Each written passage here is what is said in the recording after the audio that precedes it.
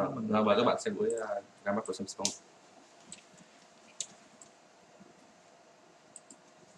Tắt cái webcam kia bộ.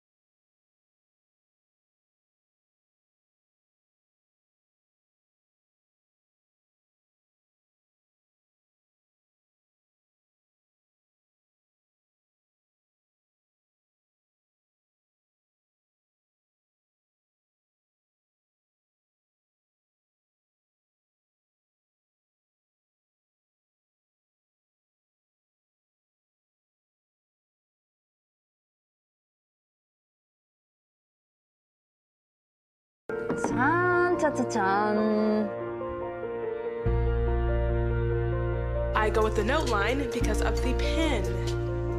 Giới thiệu về cái bút và cái bút là một cái đặc trưng rất là độc đáo của Samsung. Đây dòng bút từ thời 3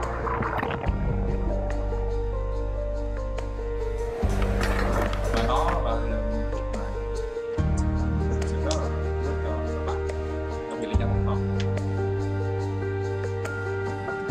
bắt đầu từ găng trên nóc ngoài.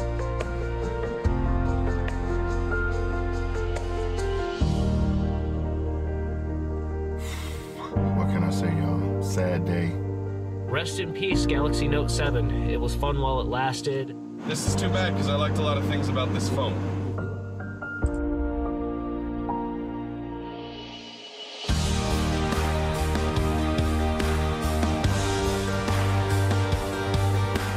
Is the Note 7 still my favorite phone? And the answer is, of course it is. I'm going to wait it out. I went back to my Galaxy S6. It's not the same. I'm not going to downgrade my phone.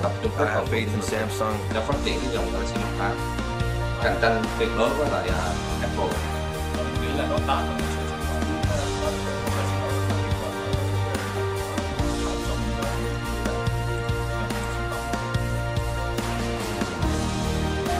mình rất là háo hức cái điện thoại Note 8 này, đặc biệt là cái bút nó S Pen nữa. Nghe nói cái bút S Pen năm nay sẽ có độ nhạy gần như là như cái bút mình dùng hàng ngày vậy. Nhớ mà trước cách đây một thời gian mình dùng đầu tiên cái bút S Pen của Note 4 đã thấy độ nhạy của nó rất là cao. Ladies and gentlemen, please give a warm welcome to the stage, President of Mobile Communications Business, DJ Co. Chúng ta để gặp lại anh DJ. Anh này là giới thiệu DJ Co này từ Galaxy S8.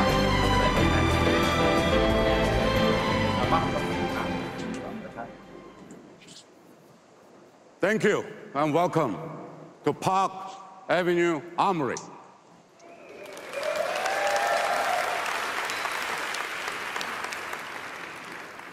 I'm so excited to be back in New York with you.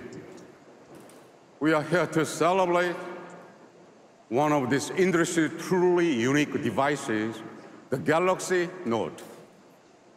In 2011, when we introduced the first Note, it was so far ahead of the curve that some people couldn't believe what we had achieved. They didn't understand the power of that pen, or they laughed at the big screen.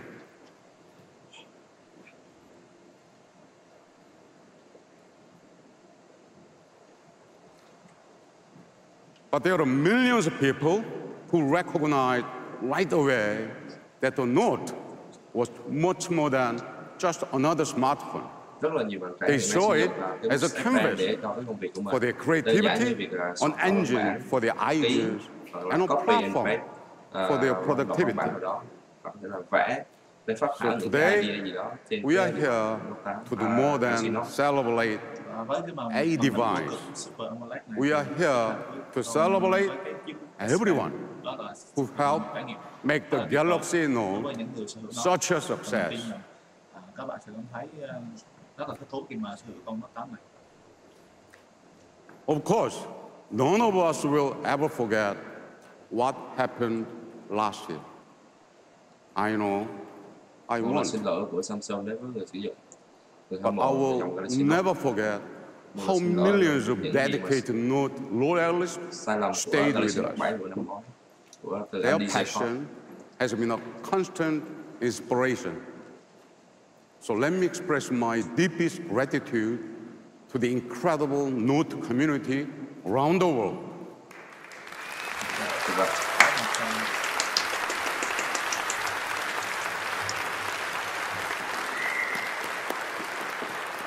Điều bất ngờ là hầu như We are here today những người tham because gia of hôm qua, những người your xem buổi ra support. mắt này hôm nay ở tại khán đài ở New York này đều sử dụng các điện thoại của Samsung.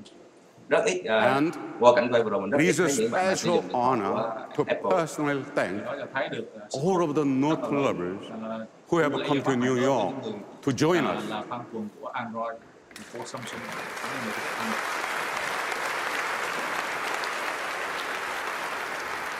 You play such an important role by sharing your experiences and offering your feedback. I'm deeply, deeply humbled by your loyalty and grateful for your insight. Your passion is the most important measure of the value of our innovation and the greatest reward for our commitment to defy barriers. Thank you so much. Thank you. Thank you. Qua tấm hình sau lưng của anh DJ thì mình có thể thấy được cái hình trong của một cái hình ảnh rất là quen thuộc trên dòng Galaxy S8. The truth is, as the Note is different from other smartphones, Note lovers are different from other smartphone users. They are the ultimate multitaskers and power users, the achievers creating new ways to understand and experience the world. They are why we created the Note. Today, Có tiếng rồi. they form a unique tribe of creators, inventors, and Đúng luôn rồi.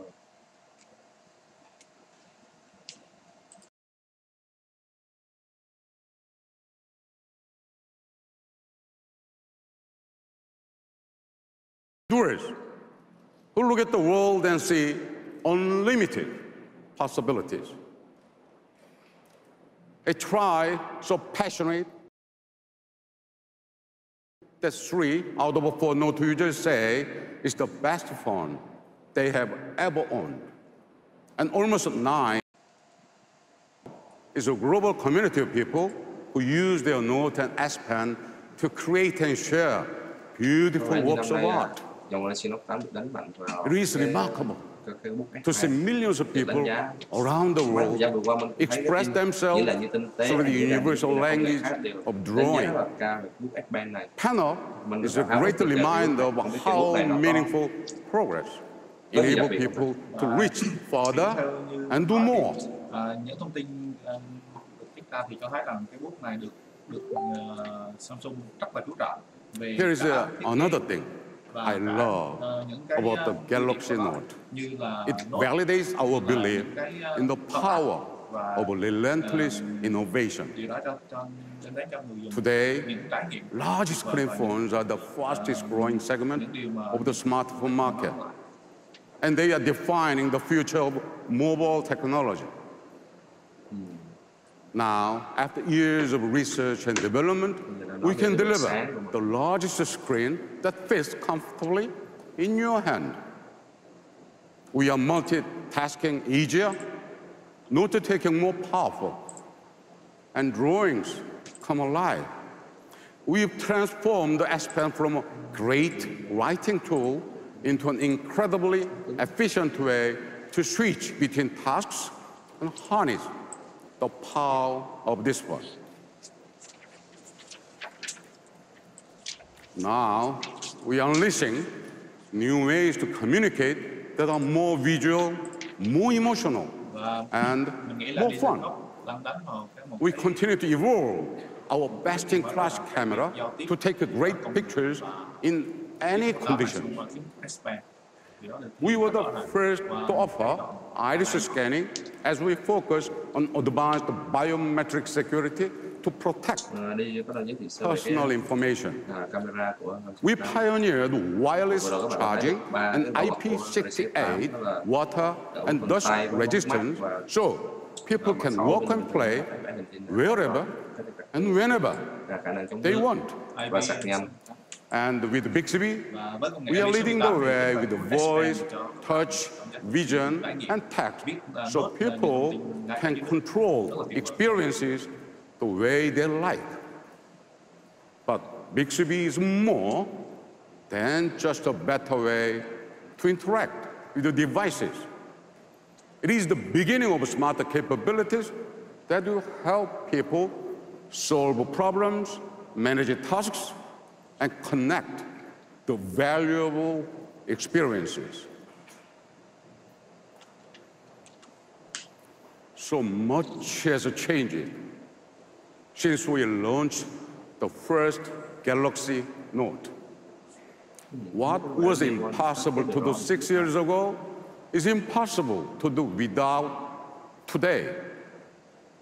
Over the past 30 years, I haven't seen how magic happens when you embrace the future and make a bold investment to explore uncharted territory.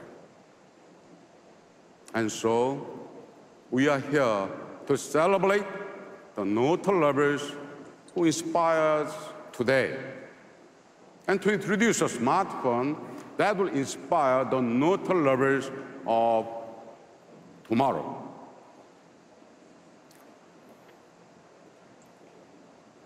Ladies and gentlemen, it is my pleasure to introduce the Galaxy Note 8.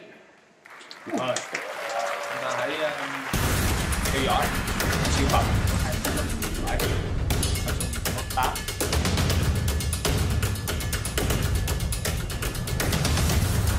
Chắc chắn là một màn hình vô cực. Đầu tiên nó nhận ra được. Theo là thấy con gọn hơn, 2 camera đằng sau, cảm biến vân tay phía sau, bút S Pen, Rất là tuyệt vời. Con Note 8. để bút S Pen điểm nhấn của Samsung Galaxy Note 8 hiện tại.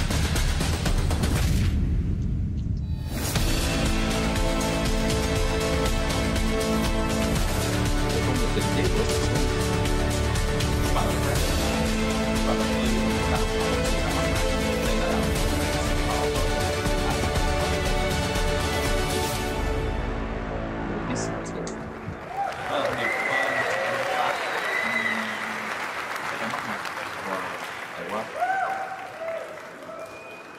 Thank you. Nó có vẻ vuông vức hơn so với dòng Galaxy S8. Let's meet the Galaxy Note 8 in detail. Thank you, everybody. Thank you.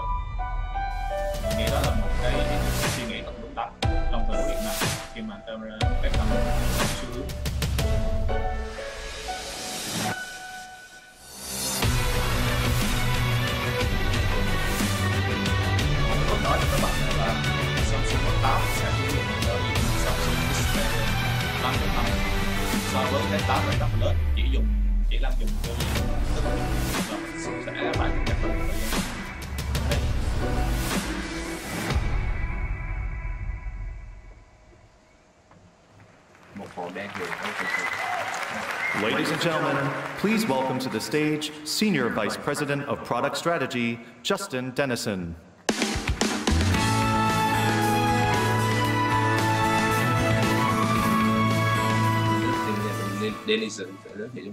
Thank you, DJ, and hello, everyone. It is great to be back at Unpacked to show you the incredible Note 8. But today isn't just about unveiling an amazing new product. It's about celebrating what's behind that product, all of you. For years, Note users have inspired us to think bigger. You've raised the bar for all smartphones by demanding more from yours. Now, your backgrounds and passions are different, but you all have one thing in common. You're not just dreamers, you're doers. And the Note 8 is made for people who want to do bigger things. Watch a movie on a cinematic screen when you're miles away from the nearest theater. Blog about your most recent vacation while flipping through all the photos you took. Or take a beautiful portrait, or create one yourself. With a screen built for working and playing, a top-of-the-line camera, and a pen for expressing yourself in any situation. The Note series has always been designed for people who want to get more out of their smartphones. Year after year, you've asked us to help you do what you couldn't do before. The Galaxy Note 8 is our answer. There's one thing that has always set the Note series apart: the large, immersive screen. We created the Note because we saw an entire group of people who used every inch of their device and still wanted more. You were the reason we created the large screen category. You're the reason we pioneered the Edge panel, adding an entirely new dimension to the device. And you're the reason we keep pushing the boundaries of display technology, literally, to give you more space to do more. In March, we introduced an innovation that kicked off a new era in smartphone design: the Infinity Display.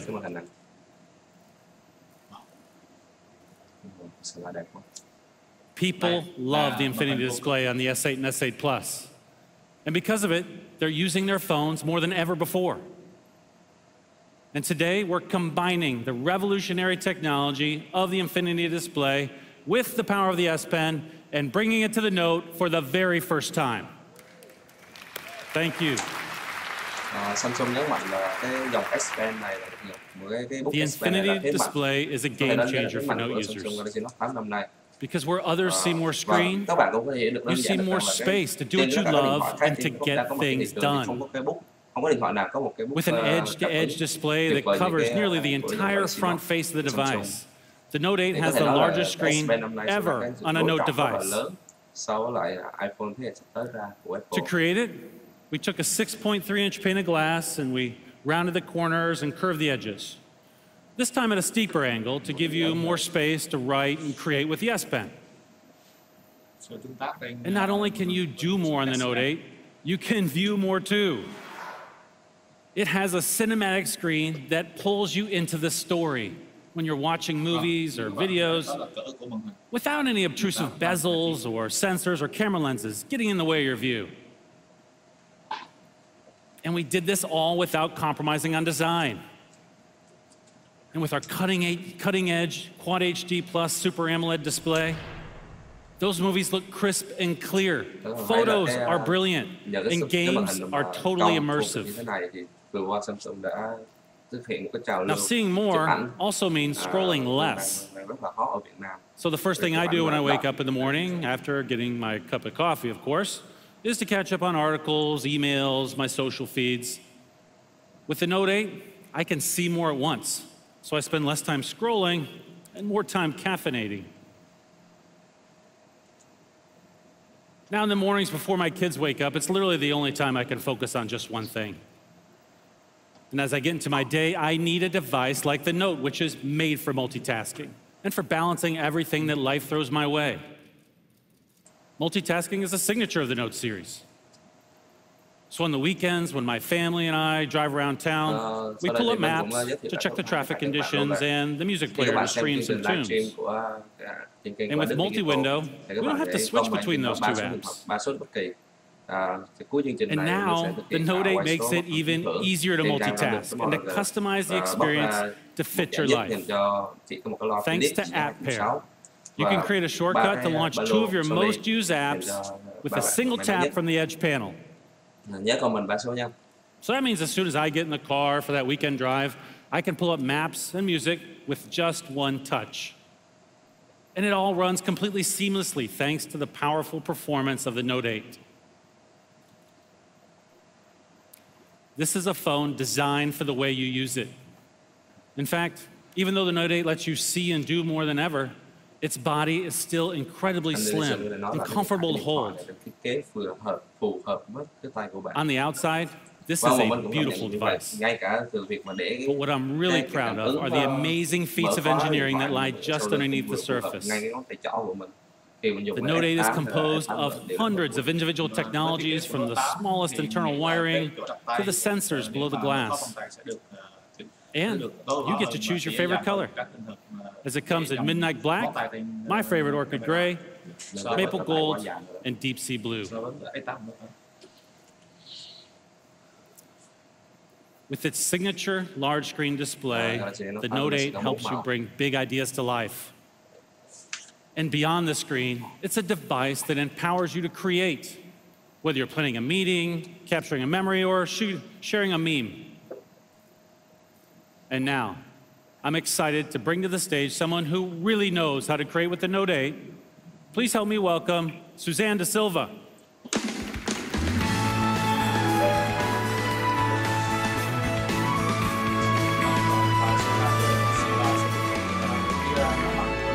Thank you, Justin. In the past month, I've had the chance to live, work, and play with the Note 8. 2 of my favorite new features are the incredible new camera and the S Pen, which let you express yourself in ways you never thought you could. Today, we don't just use our cameras for special occasions. We use them to capture and share the moments we live every day. And many of those moments happen at night. That's why we introduced the dual pixel sensor, so you could capture vivid photos and videos in low light. But what's the point of an awesome camera if you miss the perfect shot? Like when your friend finally gets airborne. That's why we introduced Quick Launch, so you can access your camera at a moment's notice. And remember the days when you were afraid of taking pictures at the beach, by the pool, or in the rain for fear of getting your phone wet? Well, that's why we made our devices water-resistant, so you don't have to worry. And we've built on that foundation of innovation to create a camera that makes it even easier to express yourself, however, wherever, and whenever you want. In fact, you might even say that the Note 8's camera is twice as good as before. And I mean that literally. We're proud to introduce a dual camera that will set a new standard for smartphone cameras everywhere. That's right, the Note 8 has 2 separate back cameras that work together to capture your experiences like never before. One camera has a wide-angle lens for capturing big scenes, and the other has a tele-lens with 2 times optical zoom, so you can get closer to your subjects without sacrificing image quality. But here's the coolest part. The Note 8 is the first smartphone ever to have optical image stabilization in both cameras. That means you get crisp, clear shots even when you're on the move. Let's check out the difference between the Note 8 and a smartphone without dual OIS. Just look at the difference. Wow, một sự so sánh ngay trực tiếp với đối thủ của Galaxy Note 8. And that's not all. It's not just photos that benefit from dual OIS, it's videos too. Và đây là khi hình ảnh chúng ta zoom lên, các bạn có thể thấy đây. If you think that's amazing, here's something you're really gonna love. we've created a brand new mode called Live Focus, so you can get the most out of the Note 8's dual camera. You know those beautiful professional portrait photos where the background is soft and dreamy, and the foreground is in perfect focus? Those are the kinds of pictures that Live Focus will help you take. Live Focus gives you the freedom to decide how much your subject stands out by adjusting the blur and focus of the background in real time. Let me show you. First, I'm going to need an assistant. Kelly, can you help me out for a second? Come on down. Kelly is a radio host from LA and a super Note fan. What's going on, Suzanne? How you doing today? Good. Awesome, Kelly. We're going to work on your profile pic. Okay. It's going to be epic. Make sure you get my good side, though. All right. Awesome. I'm going to launch my camera. Live photo. Turn on live focus mode. And now, since this picture is all about Kelly, I'm going to turn up the effect to maximum. All right. Let's see what we've got. That looks great. You want to come see this, Kelly? Oh, yeah. Let's check that out. Now, he is sexy. That is your new profile pic, Kelly. I like that. Everyone, give it up for Kelly. Để chỉnh được cái độ mờ của cái background sau của tấm hình. In live focus mode, you can adjust the background blur even after you've taken the picture. So, if I want to dial it down, wow, bây giờ bạn có thể chỉnh được hậu kỳ luôn. Ngay trực tiếp trên cái phần mềm chụp camera của Exynos. Quá nhiều tiện ích và tư trên một con. In live focus mode, the cameras simultaneously take two pictures. So, not only do you have Kelly's với cái camera này chắc chắn là phù hợp với các bạn nào mà xách cái ba lô đi du lịch của Sony trong sau cái giải thưởng ngày hôm nay. Mình cũng nhắc lại với các bạn là sau buổi livestream này mình sẽ thực hiện quay số và một giải nhất dành cho Clone Philip giá 2,6 triệu cho bạn nào tham gia comment 3 số điện thoại và 2 phát theo đúng quy định của Anhducdigital và 3 cái ba lô Sony kèm với lại bạn nào cái Exynos 8 bạn nào mang cái đó đi cùng có lẽ là Sony sẽ rất là phù hợp. The Note 8 camera is a tool for expressing yourself, from composing the perfect portrait to capturing life in action no matter where you are.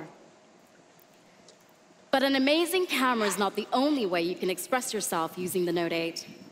The S Pen has always been the heart and soul of the Note series.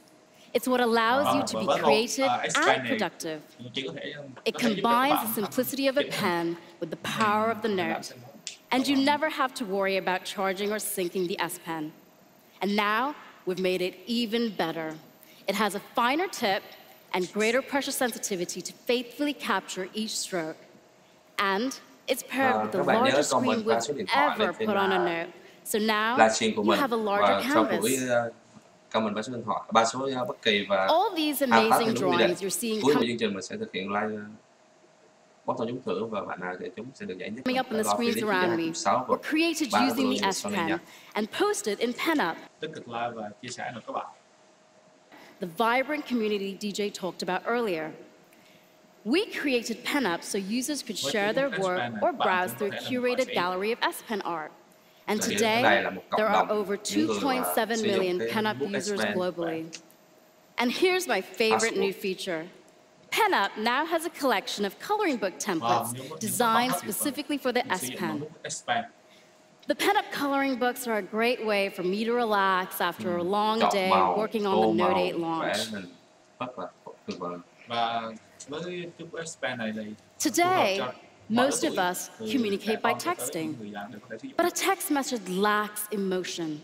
That's why we find ourselves relying on pictures, emojis, and clever punctuation to express our feelings. But now, the S Pen adds a whole new dimension to your communication by letting you animate what you write or draw. So, instead of just texting a friend to say thank you, you can add a little flavor to your message. A personal touch makes a huge difference, even if you're just scheduling coffee with a friend.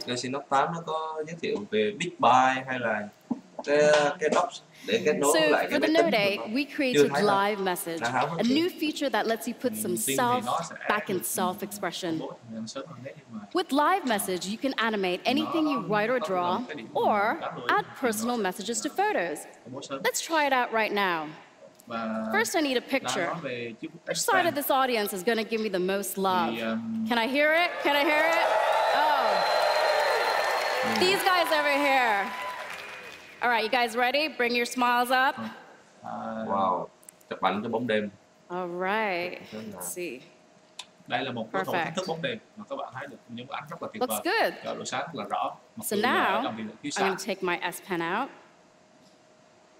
Let's get back to that picture. I'm going to take my S Pen out. Vâng, thì sẽ dùng chút expand. Click on live message. Tiện ích của nó. Đến rồi. Select that picture that we just took from my gallery, message format, so I can share this with everyone. Isn't that cool? Wow. Hiệu ứng ngay trên một tấm hình mà mình vừa mới chụp. There is no telling when you're going to need to write down a confirmation number, create a to-do list, or jot down a new idea.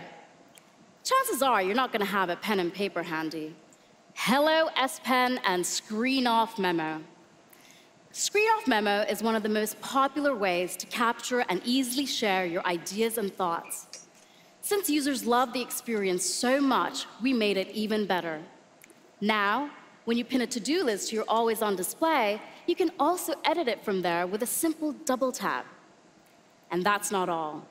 You can keep writing and writing and writing for as long as you want. Cái tính năng mà có thể viết Up to những cái ý 100 tưởng ngay lập pages, tức ngay trên all điện thoại. without turning on Lớp your trước mình sử screen. dụng Note 5, mình có thể sử dụng cái điện thoại này. Cái bút này mình viết đi The ngoài đường S thấy Pen được cái isn't just a tool for những cái expressing idea nào hay, yourself. cái quảng cáo It's a way to understand others and the world around you as nên mình well. liệt kê những việc cần phải làm. You can now trên cái note. translate entire sentences Có with cái your hay S đó Pen, là a feature that actually came in handy the other day. I'm going to Berlin next week, and I asked a friend for a restaurant recommendation. But when she sent me the link, the whole site was in German. With the S Pen, I can just hover over a menu item, and it will translate the entire sentence for me. It even...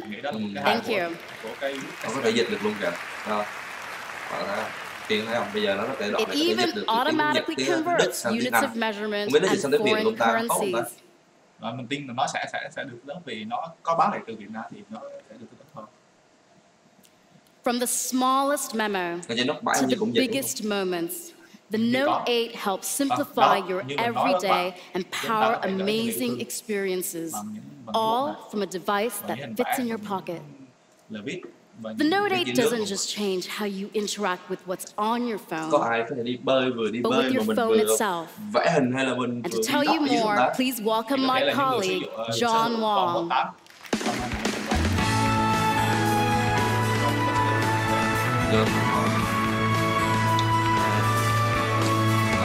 Các bạn xem livestream của Anh Đức hãy nhớ comment mã số bất kỳ và hoàn tất. I'm thrilled to be here, Cuối chương trình mình especially sẽ because I get to talk to you about two of my favorite things, 4 Bixby, Samsung DeX. With the Galaxy S8 and S8 Plus, we launched Bixby, a smarter way to use your phone. Every year, smartphones get more advanced, with tens of thousands of features and functions. And at Samsung, our job is to bring you those innovations and make it easy to use them to their full potential. Bixby completely changes your everyday interactions, from voice and vision control to an intuitive home screen and intelligent reminders. It learns and adapts to the way you use your device, not the other way around. For instance, with Bixby Voice, you can speak to your phone naturally, using the words and phrases you use every day. Today, Bixby Voice is available for English speakers in more than 200 markets around the world, and it's learning and getting smarter every day. There are endless ways to personalize your Bixby experience, and all of them are at your fingertips with a simple press of the Bixby button. Take Quick Commands. With Quick Commands, you can program the Bixby button to perform complex tasks in response to a custom phrase. That means just 1 or 2 words, you can launch multiple actions at once. This is super cool. Let me show you how it works. So, I'm a bit of a foodie. So of course, I take a lot of food photos. And for me, this involves a lot of steps. So that's why I set up my own quick command with the custom phrase, food photo. Now instead of having to do all these steps manually, Bixby does them for me. So let me show you. I can press the Bixby button and say, food photo. Bixby automatically launches the camera, sets it to food mode, snaps the pic. Not only does it do that, it opens my gallery and moves my pizza slice to my foodie album. Yeah, pretty cool, eh? That way I can actually move the actual pizza slice in my mouth. And you can customize your own commands the way you like. For example, if I wanted to get artistic, I could have Bixby take all my food photos in black and white. Now, after all that pizza, getting a little bit tired, I think it's time for bed. Well, with Bixby, I map my entire nighttime routine to a single phrase. So now, with a simple press of the Bixby button, I can just say, good night.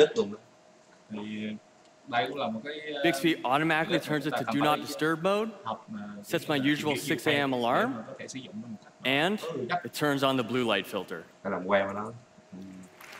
Really cool. With quick commands, Bixby's giving you an entirely new way to personalize your mobile experience and use your phone the way you like. Bixby is constantly learning new capabilities. We're so proud how far it's come and so excited for where it's going. And we have great new apps coming on board all the time.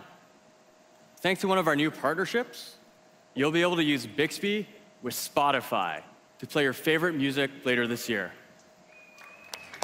Great. And we'll be sharing more exciting news in October during our developers conference.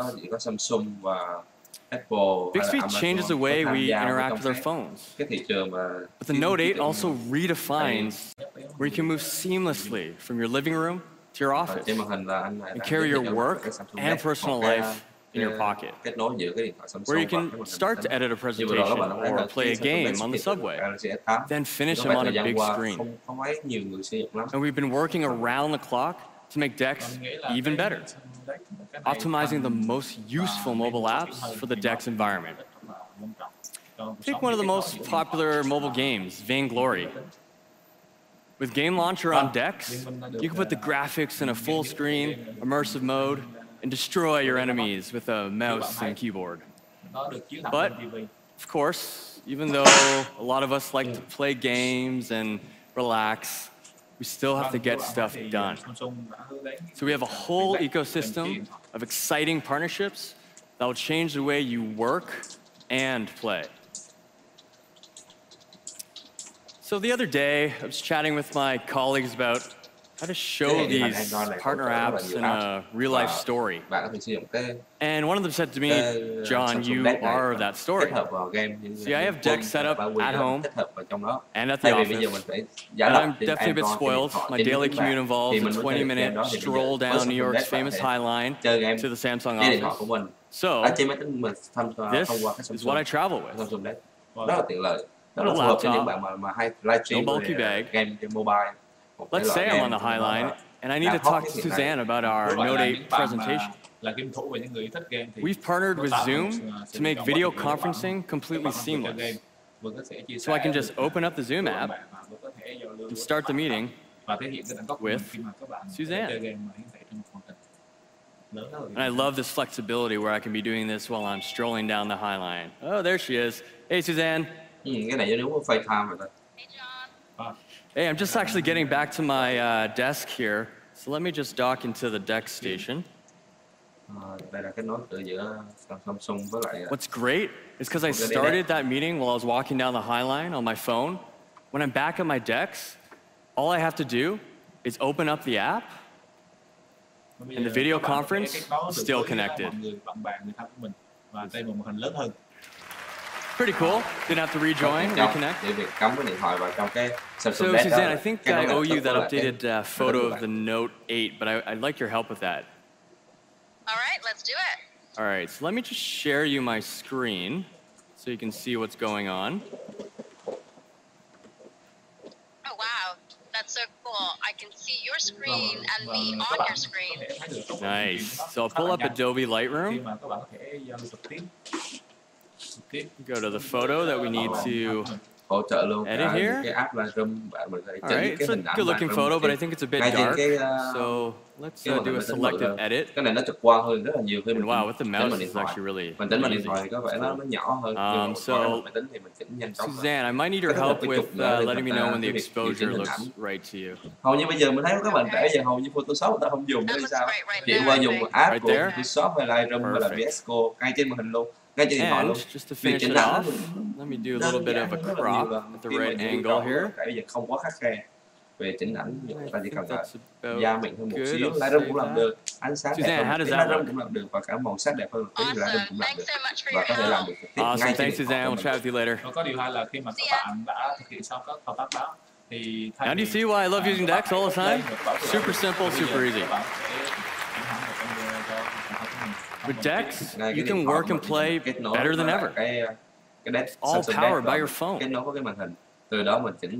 We've always believed that the best products function as part of a larger connected ecosystem. An ecosystem designed around you. With newly optimized apps that stretch into every corner of your life and your screen, making it even easier to do bigger things. Samsung này hướng tới những người dùng là những doanh nhân, những người hay làm việc. Về cái Note 8 này nó phù hợp cho tất cả các bạn mà làm việc. Ví dụ như các bạn có thể vẽ những idea, rồi các bạn có thể chỉnh sửa dữ liệu Word của bản Excel ngay trên màn hình lớn. Rất là phù hợp cho việc các bạn. Những bạn nào mà làm việc ở ngoài bên ngoài, không mang cái laptop hay là cái iPad. Sau đây mình cũng giới thiệu luôn các bạn lại là khi các bạn xem livestream thì các bạn hãy comment 3 số điện thoại, 3 số bất kỳ gì đó và hashtag cho đúng quy định Anhducdigital và Samsung Galaxy Note 8 và các bạn sẽ được cuối chương trình mình sẽ bắt đầu trúng thưởng. Rồi một giải nhất sẽ là một cái loa Philips trị giá 2,6 triệu và 3 giải là 3 cái polo Sony phù hợp, rất là phù hợp cho các bạn này tham gia các chuyến du lịch trong mùa hè năm nay.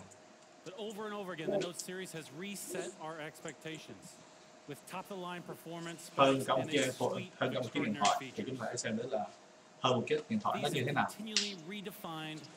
nó sẽ cho chúng ta những gì thì chúng ta có cùng đón xem.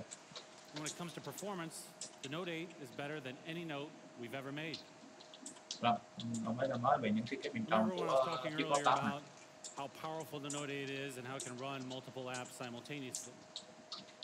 Bây giờ thì mình sẽ giới thiệu chúng ta về cái con chip của Galaxy Note 8. Mình thì mình chắc chắn một điều đó sẽ dùng là 835 và Exynos 8890 rồi, rõ ràng như vậy rồi. Nhưng mà quan trọng hơn là mình vẫn coi là con cục pin của Galaxy Note 8 năm nay nó như thế nào. Vâng, đó là một cái thông tin khá là được mọi người trông đợi vì do những cái sự cố không đáng tiếc của con Note 7 thì người dùng và những người cùng con một thể nhớ mở rộng hơn, lên tới 256 GB. Vì vậy thì cho các bạn lưu trữ một cách thoải mái. It's got 64 gigs of storage on board, enough for huge amounts of music, photos, and documents, or, according to my 12-year-old, about 1 week's worth of selfies. Cái điện thoại Galaxy Note 8 này sẽ có bộ nhớ trong là 64 GB và có thể mở rộng lên thành 256 GB, xài vô tư luôn. Về chức năng bảo mật của Note 8, các bạn có thấy được rất là nhiều tầng bảo vệ của nó thì các bạn hãy tin tưởng vào sự bảo mật của con Note 8 này. Đây là bảo mật bằng võng mặt. 1, 2, 3, 4, 5, 6, 6 cái phương thức bảo vệ cái điện thoại. Nó có tư khi mà các bạn có thể bảo vệ sự bảo mật của chiếc điện thoại các bạn. Móng mắt, khuôn mặt, vân tay, vẽ hình, password với lại mã pin. Không biết bây giờ cái bảo vệ bút mắt cái web một ngoặc của cái Galaxy S8 này, Note 8 này có nhanh hơn so với lại S8 không biết, không nghe trong số nói gì cả. Thì mình nghĩ là với con flagship rất tuyệt vời này thì những nhà phát triển phải tối ưu hóa và nó phát triển nó lên. Mình nghĩ nó sẽ nhẹ nhàng hơn so với S8 và S8 Plus. Samsung has had wireless charging since the S6 Đây là đế sạc nhanh. and fast wireless charging since the Note 5. And what about the competition? Cái đế sạc vừa rồi của S8 mình dùng mình rất là khó chịu nè, đó là nhất là khi mình đặt cái Galaxy S8 lên trên cái đó nó rất là dễ trượt, rất là khó, mình phải dán một cái băng keo ở phía dưới này mới đứng được cái điện thoại, không là nó trượt rớt điện thoại ra ngoài. Không biết là giờ nó có cải tiến hơn tí không? Thì theo hình ảnh thì mình thấy độ nghiêng của nó không đã được cải tiến một chút để mà chống trượt khi mà đang sạc. From the beautiful display to the powerful S Pen to our best performing camera ever. This is a device designed for people who have big dreams and need a phone to match them. Beginning on September 15th, the Note 8 will hit stores. And pre-orders will begin in a matter of days. Ngày 15 tháng 9. Đã có một có thời điểm chính xác để mà ra mắt con siêu phẩm này. Đó là ngày 15 tháng 9, các bạn hãy nhớ ngày 15 tháng 9 để mà sử dụng nó. Hồi nãy đây có nói Discord là nó là ngày 15 tháng 9 là ngày giao hàng luôn á, chứ không phải là ngày ra mắt, ngày hôm đó là mở bán luôn toàn cầu luôn rồi đó. Giao hàng tới tận đây mình tới mình mua, xếp hàng chuẩn bị vào Sài Gòn. Các bạn hãy cố gắng chuẩn bị tiền bạc và chúng ta sẽ thử nhanh chóng một con tạm này.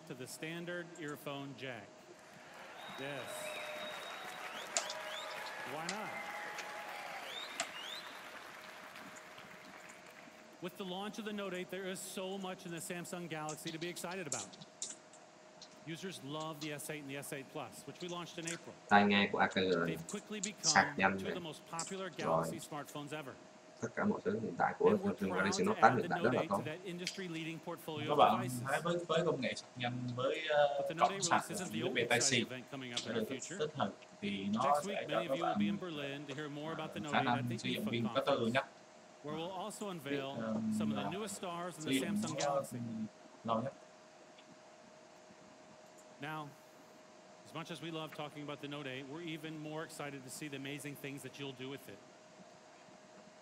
You're living proof that progress isn't defined by wires and... About the Note 2, the Note 3, I skipped the 4th, which I regret. I placed a pre-order because I was just too excited and didn't want it to be sold out. There is competition between my wife and I with my Note 4 versus her Note 5. The Note 5 was my first one. I thought it was awesome. I would definitely say it's enhanced my line style because it makes me organized. It does everything for you. It makes your life a lot easier. I take the phone with me and it's my wingman. I'm really excited about the Samsung Note 8 coming out. If I'm the first person to get it, I'll be the happiest person in the world. We actually have a really big surprise for you. Okay. I'm all ears. And we can't actually show it with the camera on. Really? Cut cameras? Turn off the cameras. Cut cameras. There it is. That's the Note 8. Oh my goodness. This is awesome. It's beautiful. Bây giờ không nghe nói gì về camera sạc nhanh của Note 8 rồi. Mình nghĩ là với cái cục sạc Type-C thì nó luôn cho phép người dùng sạc nhanh và sử dụng cách nó hiệu quả nhất.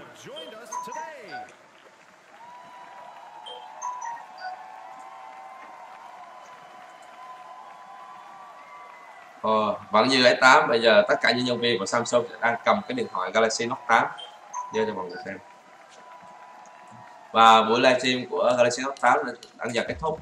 Các bạn nhanh chóng comment lên ba số bất kỳ lên trên bài livestream này và sẽ nhận chương trình có phần thưởng. Chúng ta sẽ bắt đầu ngay ít phút sau.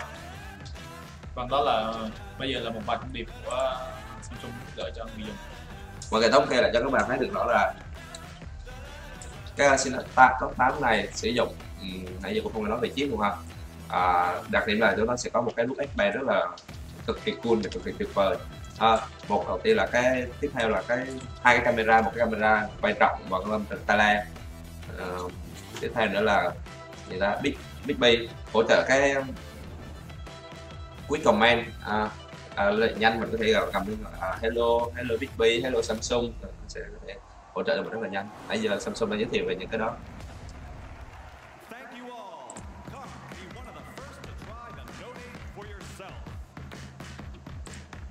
Ngay sau đây mình sẽ thực hiện quay số có phần trúng thưởng, và các bạn hãy nhanh chóng comment 3 số bất kỳ của mình lên trang fanpage của Anh Đức Digital, và sau khi mình quay số có phần trúng thưởng thì mình sẽ công bố ngay lập tức ngay sau đó. Các bạn nhanh chóng nha. Các bạn giữ nguyên cái livestream của mình nha, đừng tắt livestream nha, vì biết đâu được quay số có phần thưởng tới tên mình mà không có mình ở trên đó để nhận giải thưởng thì làm sao thành.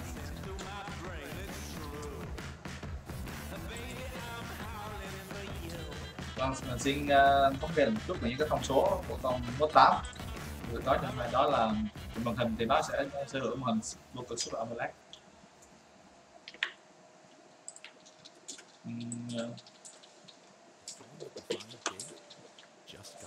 Màn hình rộng 6,3 inch. Nó sẽ sử dụng giao diện Samsung Exynos 8.5, cộng camera kép với camera sau là 20 pixel và camera trước là 80 pixel. Sở hữu con chip hai con chip là Snapdragon 835 và Exynos 8895. Ở Việt Nam thì nó sẽ sở hữu con Exynos 8895, các bạn hãy lấy được đó. Ngoài ra thì RAM của nó là 6GB, đây là một con RAM siêu khủng và chưa có một con nào siêu nó. Thứ hai là bộ nhớ trong là 64GB và bộ nhớ ngoài là 256GB, cho phép các bạn lưu trữ một cách thoải mái và có thể tải bất kỳ các bạn muốn. Đây là bút expand này cho phép các bạn làm bất kỳ thứ để gửi thông điệp bằng hình ảnh, nốt những video. Nó có cái nối sạc USB Type-C và nó sẽ sở hữu dung lượng pin là 3000 đến 33 mAh. Đó là một số cái thông tin khá là hữu ích cho các bạn để mà kích thích các bạn và hấp dẫn các bạn có thể sở hữu nó trong một thời gian tới khi mà nó được buôn bán. Các bạn cùng chờ đón sản phẩm này.